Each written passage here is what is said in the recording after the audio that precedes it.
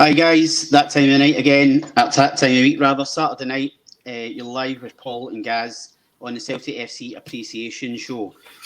So, yet again, it's been a wee bit more kind of happening this week, not so much with the manager, but we're hoping in the next couple of days that we're going to get word about Eddie Howe. So, I'm just going to get some... So, we want you to get involved tonight. So any questions, any comments, send it in for me and Paul, and we'll try and get through them. And what are we talking about tonight, Paul? Manager chat, where we're at in terms of Eddie Howe coming to the club. We put up a poll on the page as well about Boli and goalie. Does he have a future when he comes back to Celtic, or would you rather get rid of him? We're going to discuss transfers, Mario Vuskovic, Charlie Wyke, James McCarthy, etc.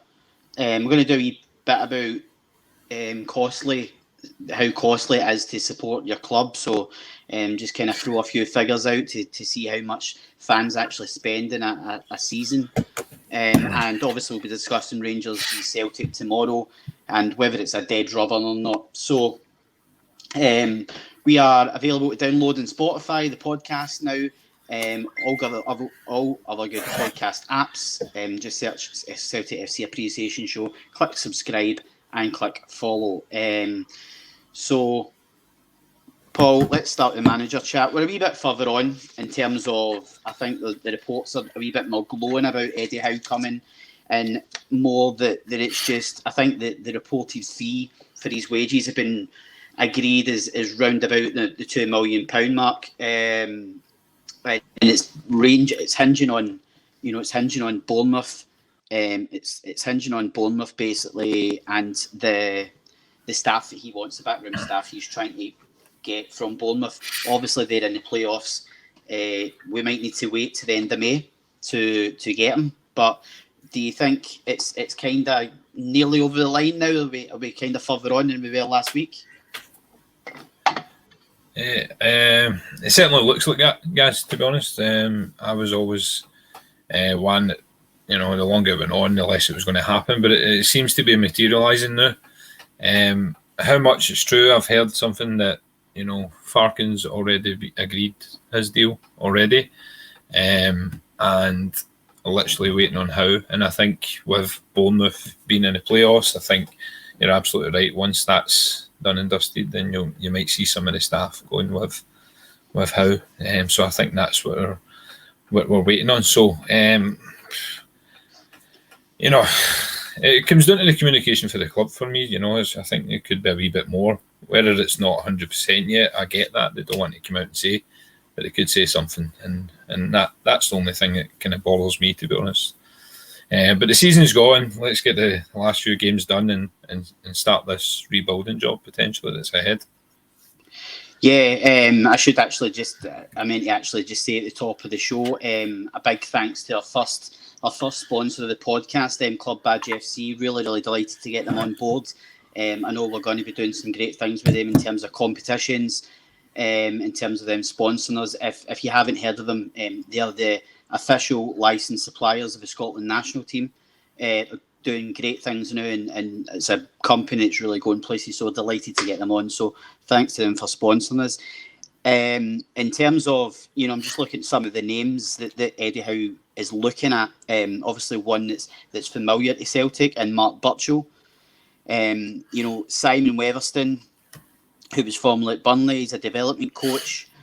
Stephen Purchase, who is a Bournemouth legend. He's been there long before Eddie Howe was there. He's currently assistant manager at Jonathan Woodgate. I think Mark Burchill is, I don't know if he was head of recruitment or a scout. I think he was a scout. So it's all about getting the right people in and all the rest of it. And you want to obviously, you want to get the right team. But I think it's encouraging that we're hearing that a fee's been agreed for wages, and that obviously it's kind of 90% done, and we just need to get the guys in now, and let's get rebuilding, as you say, in terms of obviously tomorrow's a big match in terms of we'll get onto it a wee bit later, but it's massive in terms of we need to stop the rot against Rangers and then look ahead to next season with hopefully Eddie Howe in charge. But I mean, I'm going to talk about John Kennedy as well a wee bit. Obviously, sporting director was mentioned. It was going to get moved upstairs. He denied it in a press conference yesterday and said it was made up. Do you think that's him just kind of... Do you think there is any truth in the rumour?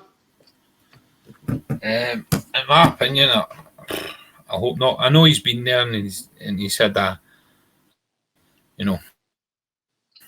I've watched many people discuss this, and it's kind of split opinions on a lot of people saying, well, you can't really tarnish him with this season. He's been there for so many seasons, part of the 9, and quadruple trebles, and you kind of get that. But in my opinion, he should have went with Lennon, and he was part of that. And the same as Peter Lawwell's went, the same as Richard Hammond's went, Neil Lennon's went, and for some reason, John Kennedy just doesn't leave Celtic. Personally, I think he might leave Celtic on his own, like his own accord, because I think he might look for something out with Celtic and get that experience elsewhere.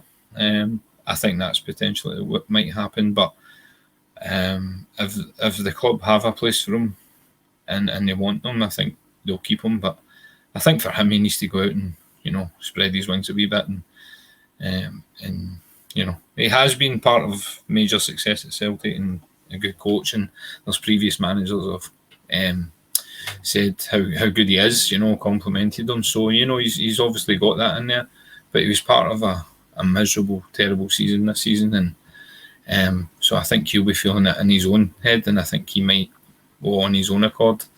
So I don't know how much of the rumours are true. I don't really want him part of the kind of football section, part of the management, coaching.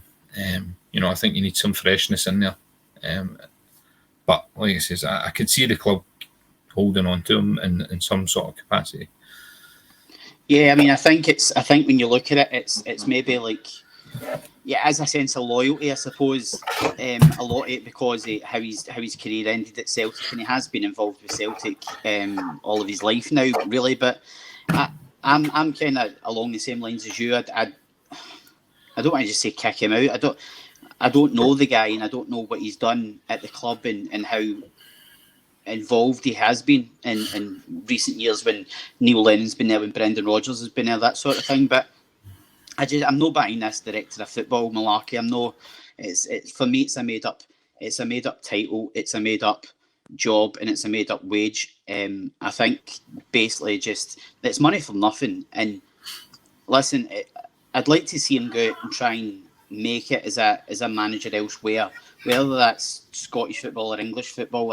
I think he just needs to get out of Celtic, because I think people are going to keep bringing this up about John Kennedy in the sense that they're just going to keep saying that, you need to get him out, you need to get Strachan out. And I'm with you, I'm totally with you. I think they should have went when Lennon went, especially Gavin Strachan. I don't think Gavin Strachan was a Neil Lennon decision. I don't think it was a Neil Lennon appointment. And I think he was kind of thrust upon him when Damien Duff left. And I think that's kind of when the wheels started to fall off a wee bit.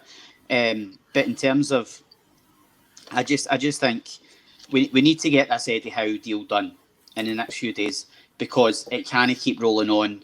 As I say, it's no longer the Champions League qualifiers. Season ticket renewals are obviously happening, and how are you meant to sell? How is Celtic hierarchy meant to sell this to the fans? How are they meant to sell it to the players? Players that are maybe out of contract in the next year. How are they meant to try and convince them to stay? Because if Eddie Howe does come in, then I firmly believe that he could possibly talk around a few players that are maybe unhappy at the club or maybe want to leave, kind of thing. But I think they just need to get this done and get the guys in that I'm kind of hoping, nothing against Bournemouth, but I'm kind of hoping that they get put out the Championship playoffs as soon as possible, because it seems that we're waiting on that happening to get this deal over the line. And I don't know how much it's down to money, how much it's down to...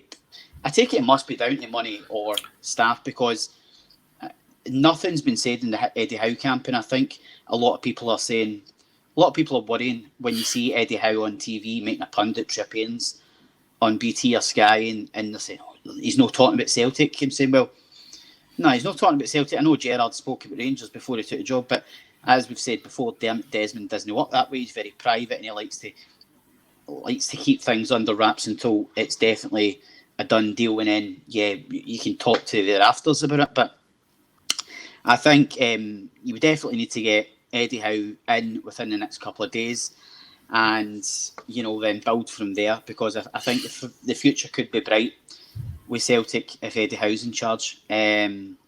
Just get to some of the comments. Omar Khan says we need to get rid of some of the players that want to leave. Well, that's exactly my point. I was thinking, well, yeah, Eddie Howe's the kind of guy that can talk around certain players, kind of thing, and I think he could talk around Christopher Ayer and Odsonne Edouard for a start. Eddie Devine says, what do you think is the reason for the delay of announcement of new manager? No idea, Eddie. As I say, reportedly in the papers and the press, the fee's been agreed. It's $2 million. I think it's 300,000 short of what Brendan Rodgers was reportedly on, and I think it's down to staff. I think it was really down to staff in terms of just timing. It's unfortunate Bournemouth are in the playoffs, because had they finished outside the top six, then I think the deal would have been done already and it would have been announced before the weekend. But do you think, Paul, do you think Celtic are going to look elsewhere, or do you think this is it? It's Eddie Howe or nobody kind of thing? I think this is all done and dusted, and it's I've changed my opinion. I was always like, it's not going to happen now. It's taking too long. But I think from what I've seen enough and heard enough to think that this deal is done, and it's just a formalities they're waiting on. I think the money's been agreed. I think it's the staff that's holding them back, and I think that's what we're all waiting on. As soon as those staff confirm, I think that will be announced, and I hope so. And it would certainly explain the lack of no communication, nothing coming out, and I think it would run perfectly in time with season tickets. So yeah, absolutely. Just hopefully, we're talking next Saturday about the announcement of Eddie Howe and the signing of Eddie Howe, hopefully, because it feels like we're just it's broken records material. Let's move on. We done a poll last night on the page. I kind of had an idea where it was going, but does volleyball and goalie have a future at Celtic after the debacle of last season? Overwhelmingly voted in favour of no. Celtic fans clearly don't want ball and goalie at the club next season. Obviously, Paul, it's a position that we need to fill. I know Greg Taylor's there, but Diego Laxalt, he might be staying, he might be going. Do you think Boli's got a future, really? I think probably not. Probably not at Celtic. But I've changed my mind. I think we were talking about it before. At the beginning of the season, I was like, he's never. That's it. But I've seen some quality for that guy when he's been on loan. When he played in the Champions League, I think he scored a couple against, or he set up a couple. I can't remember, against Man U in the Champions League, and he was doing really well. He had that injury, obviously, and then I compare him to Laxalt, and Laxalt's just been, very inconsistent and really poor at times. I think Greg Taylor, as the seasons went on, has done really well, improved in his game. Still got work to do, obviously, but I don't think it will happen. I think Boli will end up somewhere else, whether it's on loan or a permanent. And I think we'll have to. Somebody needs to come in and keep pushing. Wee Greg on the left. There has to be competition there. Otherwise, he's going to go. His performances is going to drop and stuff if he doesn't have. And Laxalt has his good games now and again, but he's just far too inconsistent. So, in my opinion, I would like to maybe, give him a shot, but I don't see it happening. There's too many. Do you think there's a weakness to Laxalt's? I don't mean his build, but just his overall playing for the Scottish League. Yeah, I mean, I remember his debut. It was the Rangers game, and he was just, it was nowhere, and he seems to be in those big games. He's always starting and never actually achieves much within the game. And yeah, I don't rate him, to be honest. He's got pace and he's more tact minded than Greg Taylor, but Greg Taylor's really good at drawing those defenders out and allowing whoever else is on the left or in the midfield to run in behind. And I think that's when we work well, when we've got that width. And Errol lacks out, like I say, he's got pace. I think he lacks the physicality sometimes when he does get challenges or he needs to go for a challenge. But maybe if we kept him and that we grown and we get better, but is it a chance worth taking? I'm kind of agree. We were obviously talking off air, and I think that I was basically saying, I was very much of the impression that, last season I was so angry with him with what he'd done. He jeopardised the 10 in a row season. Obviously, we lost the 2 games, in terms of we lost 6 points. We lost ground on Rangers right away by losing it. I think it was Aberdeen and St Mirren we were due to play. So obviously the government stepped in and punished us for it. So I was very, very angry, and I was very much of the opinion that he should never pull on another Celtic jersey. But listen, things calm down, things settle down, and the dust is obviously settled on this season in terms of we're used to. We've came to terms with losing the league, and I think Istanbul will probably want to. I think from what they know of him, I think they would rather kind of get a deal done for him. I think it'll probably be the same money that we paid for him. I think it's going to be in the region of £3 million. Yep. But as you say, he's played well in Europe. He's played well in the Champions League. I think he played against Manchester United this season in the Champions League, and he played well. He's 14 appearances this season. He unfortunately got injured in January, his knee injury. But he has got 2 years left in his Celtic deal, so Celtic can really play this to their own kind of tune if they want to keep a hold of him, try and turn that around at Celtic, and then maybe sell him on for maybe double that or maybe closer to double figures. But Paul Rooney says can't see it working out for Boli. The fans would be on his case. Absolutely agree. John Paul Gibson makes his point abundantly clear. I think a lot of fans think that as well. And COVID never blew it. We did choke this season. Must have saw since the Barnes era. That's a statement, but I don't think it's one.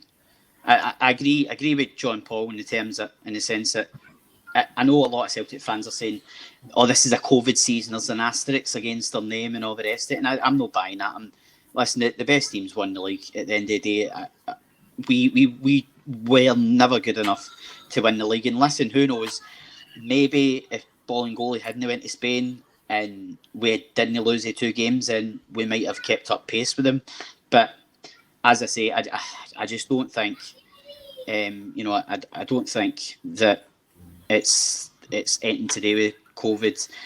I just think we weren't good enough. We did choke at the end of the day. I remember we were talking. I was talking to somebody the other day, and I says, I can remember being at Trophy Day for 3 in a row. And I can remember thinking, God, can you imagine if we actually get to 10 in a row? And I didn't see us getting to 9, let alone 10. So I was very, very surprised very surprised we got that far. It's an incredible achievement when you look back in it, even years later. When people look back in it and say this is never going to happen again. Not in terms of 9 in a row. 9 in a row might happen again, but in terms of a quadruple treble, this is a phenomenal squad that has won 12 trophies in the bounce, and this is what annoys me, because when you look at it, players like Ryan Christie, Odsonne Edouard especially, who are continuously getting bombarded with abuse from our own fans, from Celtic fans especially. I don't get it. These guys have given everything, especially over the last 3 or 4 years. And one bad season, everybody's had a bad season, but one bad season, and all of a sudden, I kicked them out the door and they weren't hung, drawn, and quartered. I mean, what's your opinion on the fans' kind of opinions on players like that, Paul? I think the club as a whole have went into this season very cocky, very arrogant. Think Rangers weren't going to, improve enough to catch them. Yeah. And they did. Late, last minute transfer deals. The board will quite happily tell you, and Peter Law will tell you, they spent money. Yes, they did, but they spent it all in the last minute. I don't believe some of the players they brought in were good enough, and that's proven to be the case. I think that transfer business, if it was better, we wouldn't be in this position, because they can say about COVID, but at the end of the day, these guys have been successful in the majority of that team for 9 years before that, and they've got a good spine in that team. With fans being so critical of the players, I think I'm quite critical of some players, and I think fans, that pay their money, and especially this season ticket holders that haven't been getting into stadiums and still paying for a season ticket, I think they deserve that after the abysmal performance. But I think even as a fan that would, criticise Christie or whoever it may be, I think they also do appreciate what they've done, and that's why it hurts so much this season, because they know the quality's there, and for some reason it didn't come to fruition this season. Yeah. But that's the thing. It's all right being. I don't mind people being critical and having an opinion, but it's when you turn that opinion into bile and abuse and start going online and start going on forums and football phone-ins and start calling them. I mean, I had a guy saying to me, I was talking to him about Edward, and I says, and he says, "Oh, he'll be away in the summer." And I says, "Well, how much would you take for him?"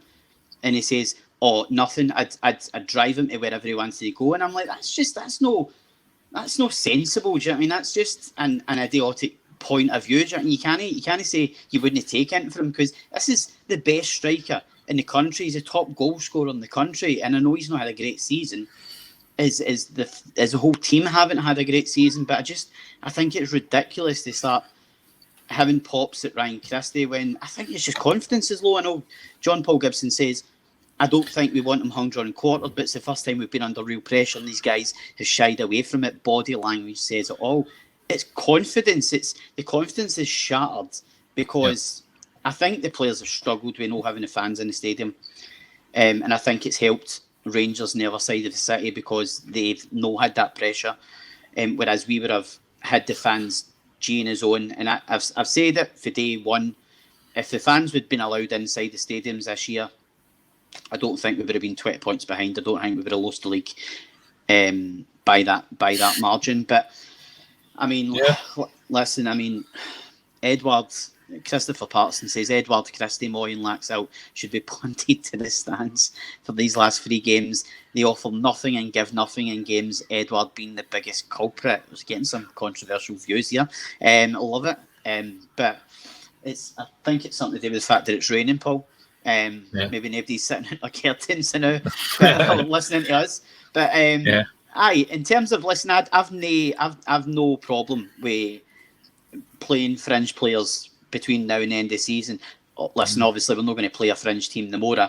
I would like to see certain players get a chance tomorrow, but listen, it's going to be largely full strength, and then obviously I think you go the games against Hibernian at Easter Road and then St Johnstone in the last game. So listen, we obviously want to see fringe players getting a chance, especially players that's been on the bench like Mead and Boli.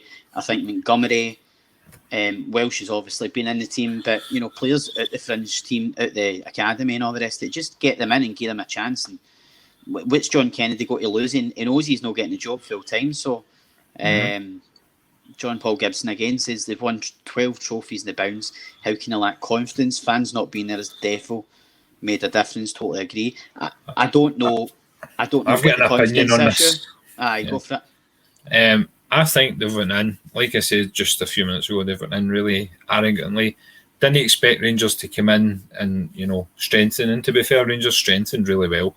Came, and at some point in the earlier, kind of before December, there was a realisation And I think there's a realisation that Rangers have actually either putting up a challenge or, are playing much better than us, which the latter probably being the case.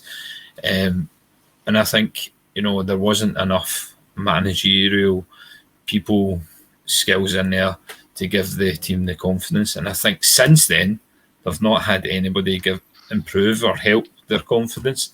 The results, I thought, the 5-0 game against Livingston not that long ago, I thought that would have been a real spur on to the cup game against Rangers, and I thought we were really going to do it. But that team, although I'll criticise some of them, and and rightly so at times, I think everybody has to have an understanding at one point, or maybe more, there's been a key point that they've lost confidence, they've crashed for whatever reason, and nobody's been able to improve that.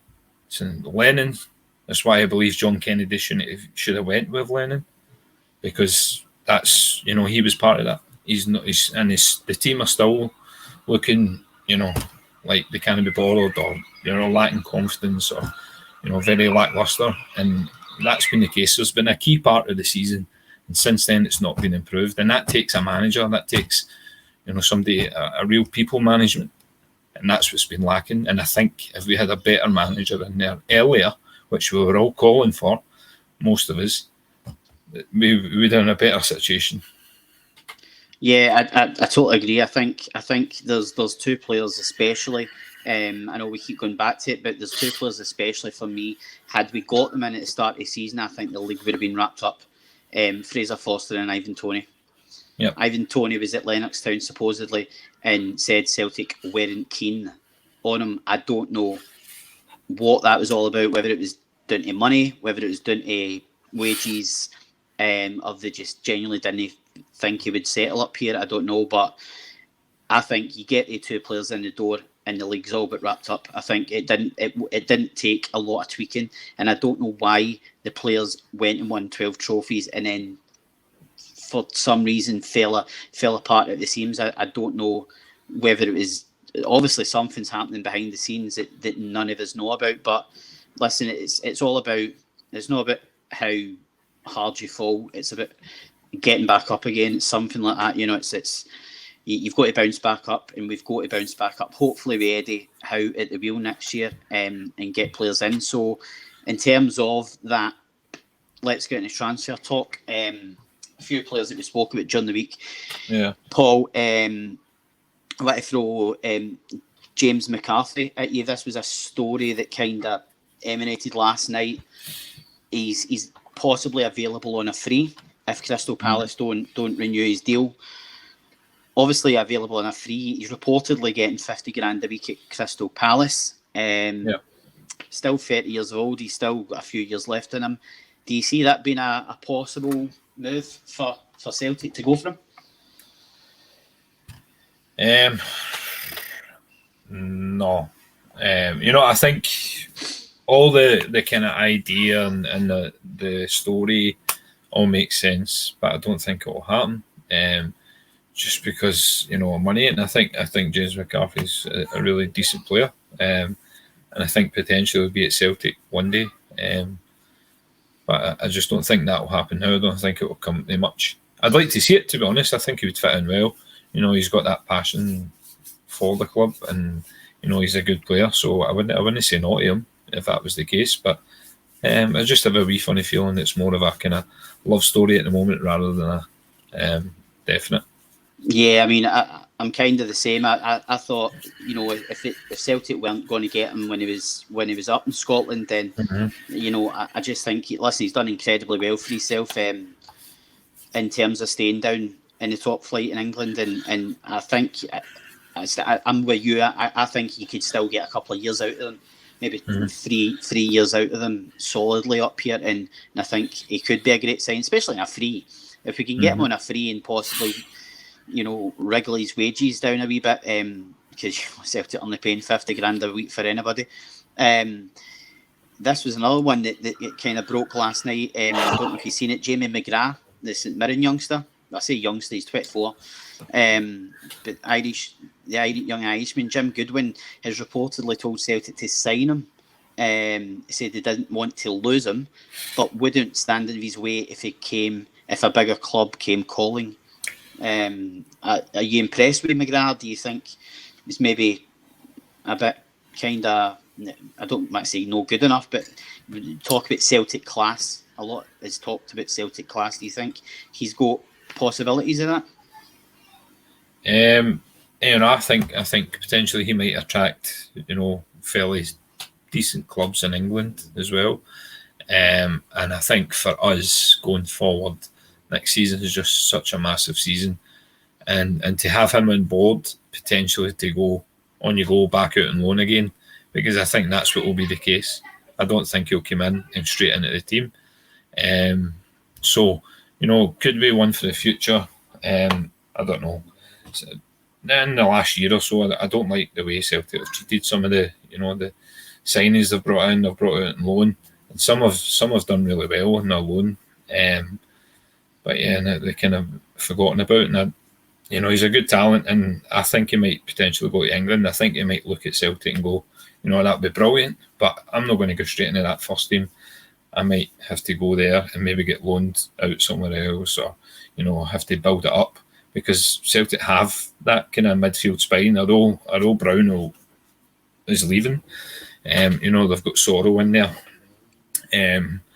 who I think will be a big player next season if Celtic manage to keep him, because I think there's a good bit of interest in Sorrow at the moment as well. So yeah, potentially it might happen, but I don't see it. Yeah, I mean, I think he's a really young, exciting player, but I would question him, going straight into that Celtic team. I think if it did work, I think him and Turnbull. Am I right in saying he's a midfielder? Yes, I think so. Yeah. I wasn't sure if it was a striker or not. No, I think I was just thinking of him and Turnbull together, whether that could possibly work in the front of the midfield kind of thing. I think that could be really exciting. But just to kind of quote what Jim Goodwin says, he says he looks at some of the lads that are at Celtic Park now, like David Turnbull, Callum McGregor and Ryan Christie. I can see Jamie being among that level. I don't want him leaving and going down to League One in England because they might double his money. If he's going to leave, I want it to be a top club that's going to compete and win things. That helps him progress and take his game to the next level. He's a very intelligent, level-headed young man. He won't be influenced by the first offer, first decent offer. It won't all be down to finances. And he'll have a look at what his options are. If he believes staying at St Mirren is best for him, I've no doubt that's what he'll do. I think that's an incredible statement for a player, a manager that's got a young talent like that. And obviously we know Jim Goodwin's connections with Celtic, but in terms of, I think he'd be a really exciting. I've watched him a lot this season, and he's did really well. He scored a few goals and a lot of assists, and he is a wee buzz bomb. I could see him possibly doing well if he is pushed in there. But obviously it's just talk at the moment. It's paper talk, like it is with most people, and like it is with Charlie Wyke of Sunderland. What's your opinions on him? I think we spoke about him last week, and I actually went away and watched a wee bit more in detail. He's I think he'd be a good addition, to be honest. He looks the part in there. He tends to score most of his goals within the box, or certainly right in front of the goal. So he seems to be that poachers. And we don't have any strikers that really score from set pieces, and it would be good to have one. Like a big. He's quite tall, and he's scored plenty from set pieces and corners and free kicks. Put a poacher in there as well, and he's actually really fast. It doesn't look like it, but he can beat a man easily. Like I say, he's a big boy, big long legs, and he can shift it a wee bit. And I actually, after the show last week, I went back and I looked a wee bit more in detail, and I was actually quite impressed with him, and I think he could do a job, to be honest. I think there's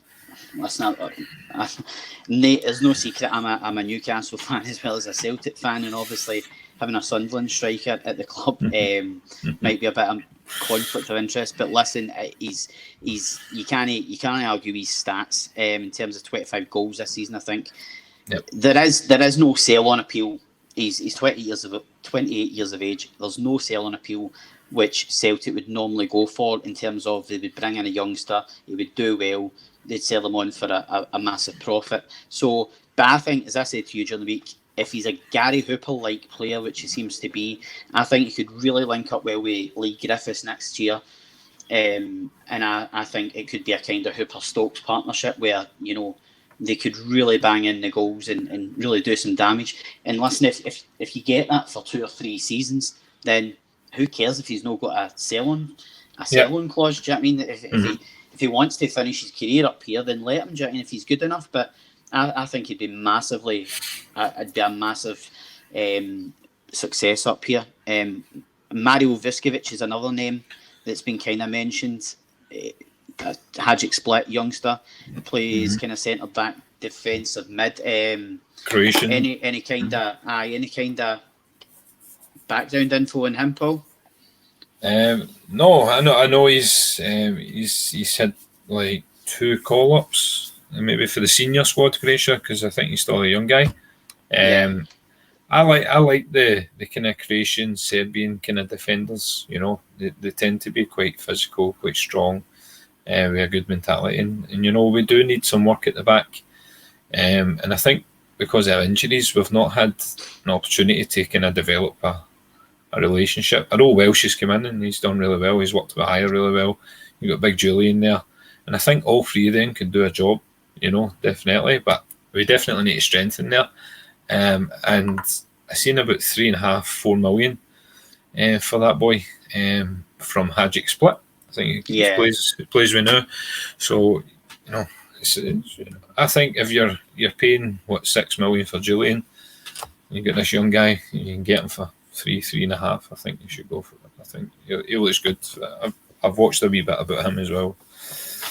Yeah, I think it's strange that we're talking about transfer talk and all the rest of it, and any potential signings for next season when we don't have a manager. I don't even think we've got a head of recruitment in at the moment because I think Nicky Hammond's left the club. So but I think we're just trying to kind of cheer ourselves up, to be honest, and talking about players that we could get. Is there anybody else that's kind of caught your eye that you might think could fit in well for next season for the rebuild?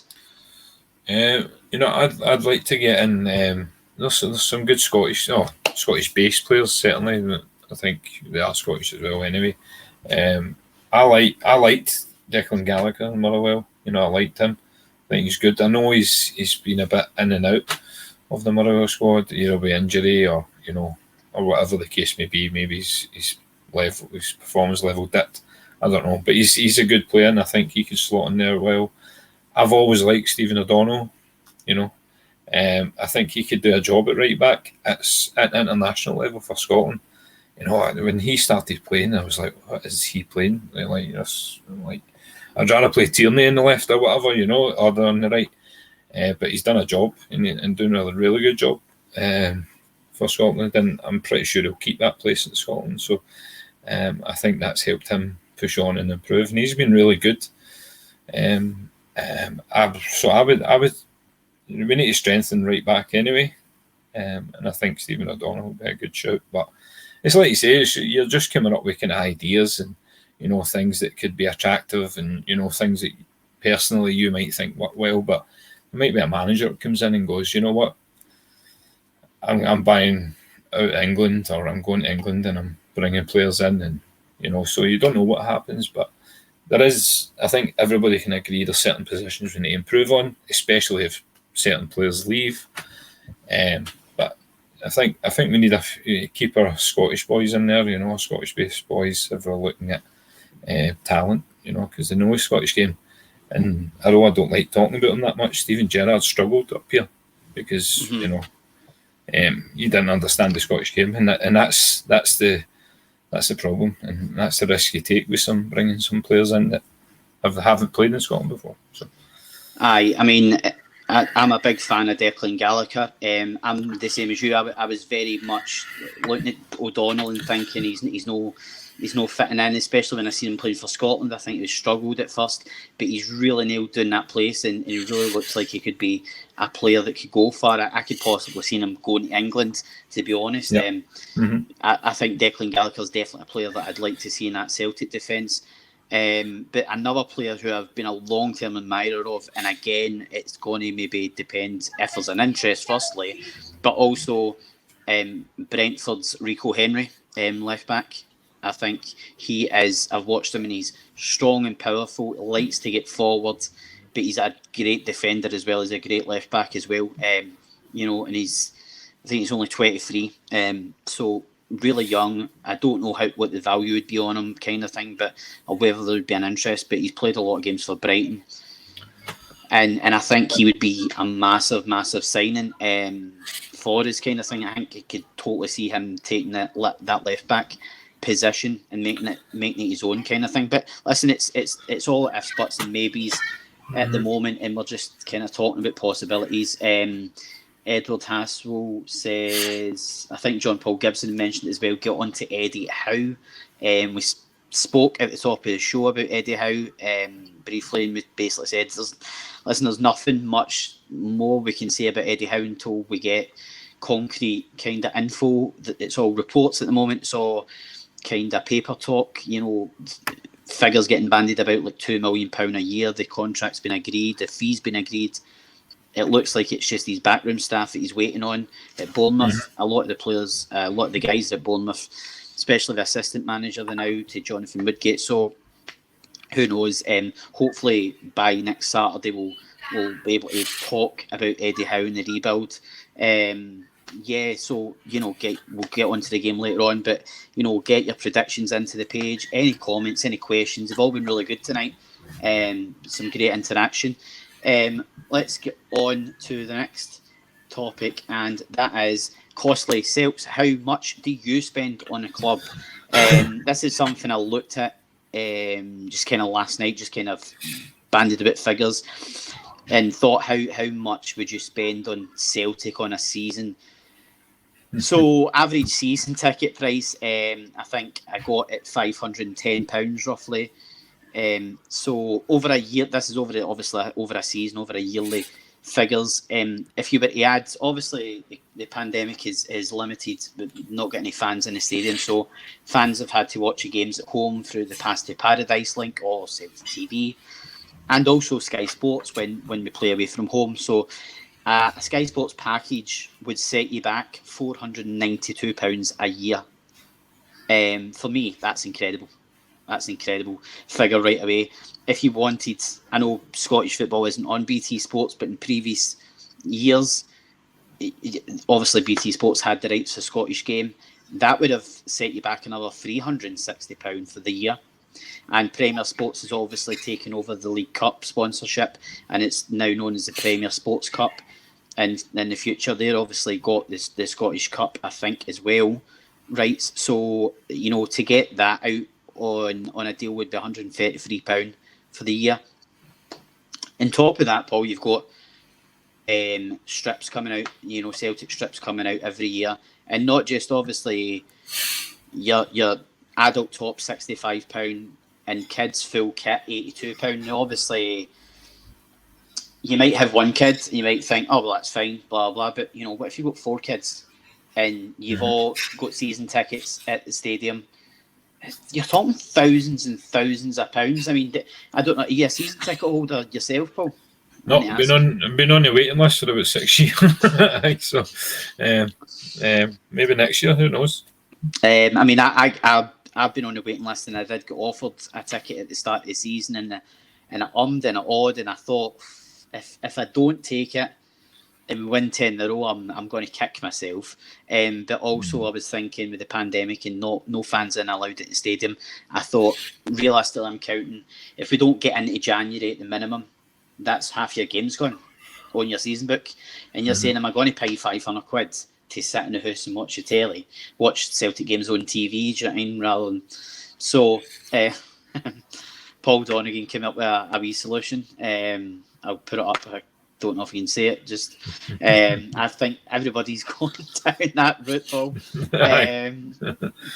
Christopher Patterson says, don't sign anymore from Brighton. Duffy is Fields to be the player the hype made him to be. Yeah, I mean, listen, obviously it's not happened with Shane Duffy, and it's just one of the things. But in terms of how much would you say, Paul, you would spend average in a year, do you think, on Celtic? I don't know, like kits. I don't just buy the actual home kit, the away kit. I buy training kits, and yeah. And then same for my wee boy. And then you're talking about when I go to games. Depending if I'm going to the pub or not, like it's more money. And I know that directly doesn't go to Celtic, but that's what it costs me. Eating there, getting there. I don't know, it's probably a few grand anyway. Easily. And that's without my season ticket, like without one. And then you've got things like I always bought the European packages, the 3-game packages. So you had that as well. I forgot to add that in. Aye. And then you've got cup games, and I tend to go to friendlies during the summer as well because my wee boy's still young, so I like to take him to them to get him used to it. And I don't know, probably $3,000 or something. I don't know. Off the top of my head, it is crazy. Like people wonder why, I don't want to say women, but women, they kind of own it. Like, oh, you spend this much in football and blah blah. Why do you spend it? And it's because we love the game. It is a beautiful game, but obviously the cost of it isn't beautiful. And I know myself personally, I don't normally buy training kits and all the rest of it. But Adidas just absolutely bankrupted me this season. Do you know what I mean? They absolutely bankrupted me because I seem to get everything that came out. And because it's so well designed, it's so nice. I love Adidas stuff and all the rest of it. It's just, and I did get the free kits, to be honest. I didn't get the season ticket, and obviously I've got a package of them on Virgin Media, so I'm no as expensive as maybe other people might be, but it really kind of brings it home in terms of how much, as I say, families of 4 or 5 that maybe go to football every week. And as you say, it's not so much money that's coming into the club, it's the cost of getting to the stadium, either through petrol. Then it's if you're walking to the game and going to the pub maybe for a couple of beers, it's that, or going for something to eat with your wee boy after the game, and it all adds up, do you know what I mean? And it's in this kind of climate, you don't want to just be throwing money away. But Paul Rooney comes up with a point. Celtic need to do something, especially for households with more than one season book. I totally agree. 100%. I'm not a season ticket holder, but in terms of, I think there needs to be something done in terms of either lowering the prices of season books or coming up with some sort of initiative where if you get a season book, you should get maybe a free child or something. A discount on the European package, or a discount in the kind of shops when you buy kits, something like that. I don't know if that would maybe help, but as I say, who knows?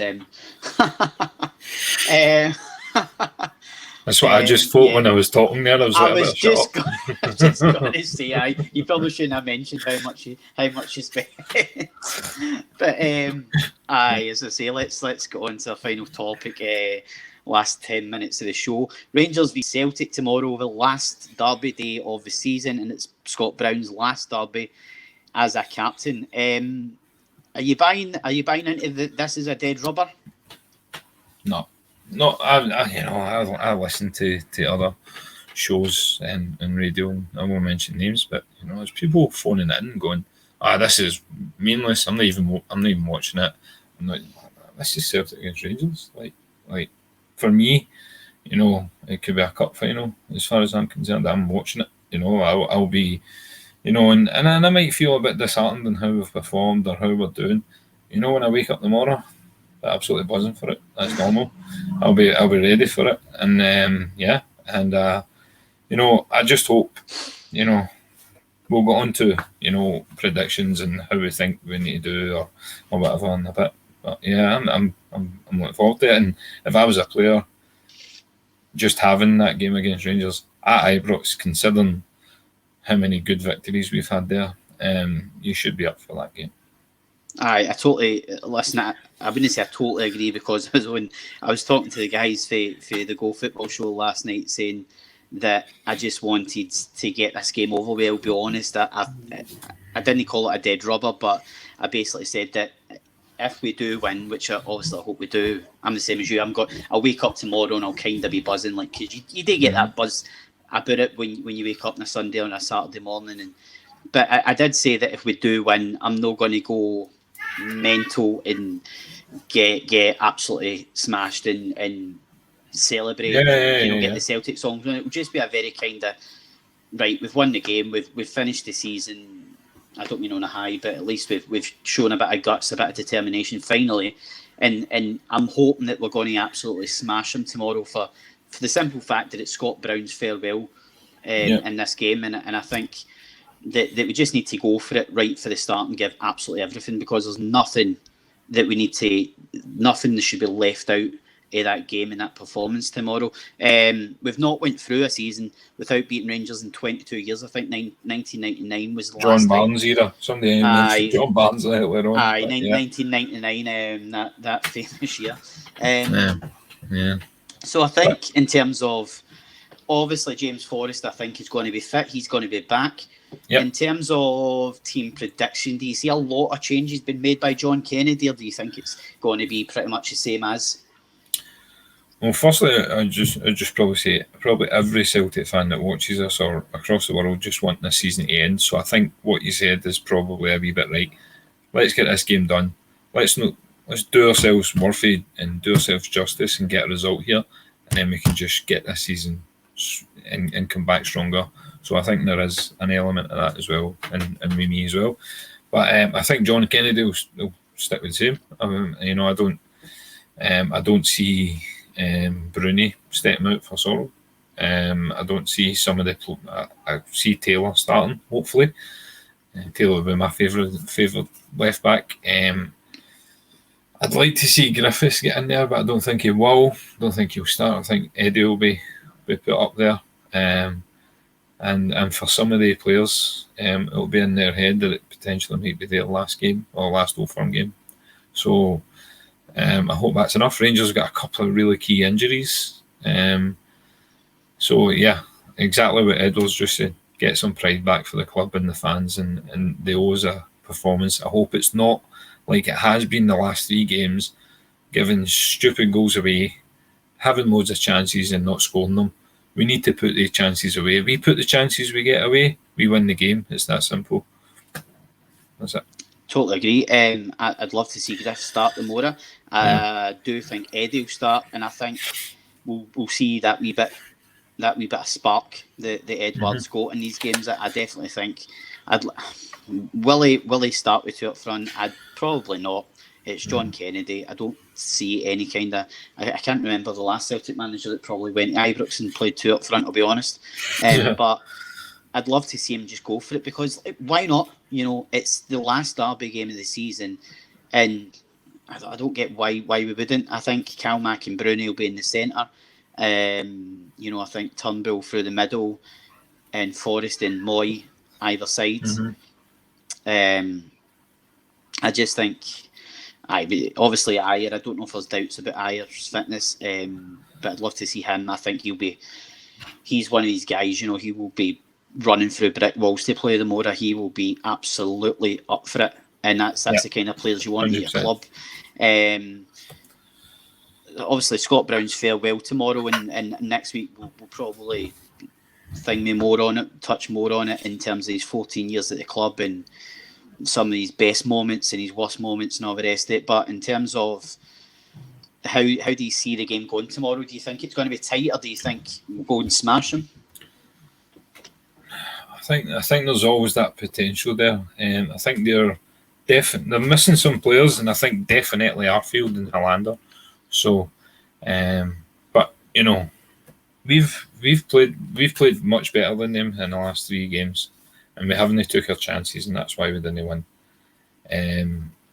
We need to just take our chances. For me, I can see it being a kind of nervy start, and as the teams go in, the chances will come, and it depends on who takes their chances. I think it will be close. You know, I'm not going to make another prediction because it was completely wrong last time, and it was completely wrong the time before because I'm always the optimist. So I'm going to leave it as it will be close, and no doubt there will be like 10 goals in it tomorrow just because I said that. But hopefully for us. Well, I do a football coupon every week, and honestly, I couldn't pick my nose today. Absolutely rotten. So I'm the same. I think we need to go for it right for the start. And I was speaking to somebody, and I says to them, you remember the old derby games where during the 90s especially, somebody would go through somebody in the first minute, absolutely smash them. We need that tomorrow, because we need that sort of game. We don't want it petering it out into being a boring 0-0 or a 1 each and both teams just settling for a point kind of thing. I think they'll be more happy with a draw, even though they lost last week in the Cup to St Johnstone, which absolutely, I know it made your day, it made my day, because I was hungover, I was rough as toast, and it sobered me up pretty quick, I'll tell you. That was class. So I'm delighted that they're not in the final. Absolutely, they're no treble. And Stephen Gerrard's record is 1-12, which is pretty poor. That's what it says. He must have been fuming last week after that game in terms of his stock won't be rising anytime fast with results like that. You know, when you think Ross County beat us in the League Cup, and then they couldn't beat St Mirren, with the greatest respect to St Mirren, and then St Johnstone, you know, they beat us in the Cup, and you think, because I thought they were going to scoosh it last week, so I was very surprised that St Johnstone came through, and brilliant, big Xander, big sexy Xander, with his big bushy beard, I love it. Legendary guy, man. But always liked Xander Clark. I think there's another name we never mentioned who we could possibly see at Celtic next season. He'd be brilliant in goals, I think, for us. But in terms of tomorrow's prediction, I think I'm going to go 4-2 to Celtic. I think it's going to be a crazy game. I think you might see that. I think what you'll see is, in particular, Celtic have no pressure on them because everything's done. The league's done. They're out of the cup. Rangers have that as well. You know, the league's wrapped up. So I think you might be right there, guys. To be honest, I think it might be in my head, I'm being very sensible and saying it will be a nervy start and it will be tight, but potentially it could go the other way and it would just be absolute chaos. Because there's a freedom, there's nothing to win in this game. It's literally pride. Rangers want to put Celtic and say, we're the best here, we're going to put you in your place again, and Celtic want to get that pride back and as a bit of momentum for the season coming. So I think it's definitely set up to be a cracker, even though it's technically there's nothing to play for. I know Rangers might feel a wee bit pressure with trying to keep their unbeaten run in the league going and trying to get to 100 points. I don't know if we can still get to 100 points, but I gave up looking at the league table 2 months ago. Me too. So, so that pretty much wraps it up. As I say, my thanks to Paul again for joining us. It's a great show tonight. Lots of great numbers, great interactions. Just to let you know, guys, we're on Spotify. The show will be downloaded. I'll get onto it right away after we go off air. We're on Spotify and all other good podcast apps. Just search Celtic FC Appreciation Show. Click subscribe and follow. You can follow us on the socials. Search Celtic FC Appreciation on Facebook. We're also on Instagram. My thanks to Paul for joining us. I will be Thanks back very much, everybody. I will be back on Thursday, hopefully, with Ali Defoy from Go Radio and St Mirren for a one-to-one interview before I think we've got a big name joining us next Sunday, if I'm right in thinking, Anthony Joseph from Sky Sports, a top Scottish journalist. He will be joining us to discuss all the weekly goings-on. Big thanks to our sponsor, Club Badge FC. Click on their Facebook page and their Instagram page, Twitter. They're also on Twitter. Get on and give them a follow. Absolutely great page. Great to have them on board. And until Thursday, it's hail, guys. Cheers.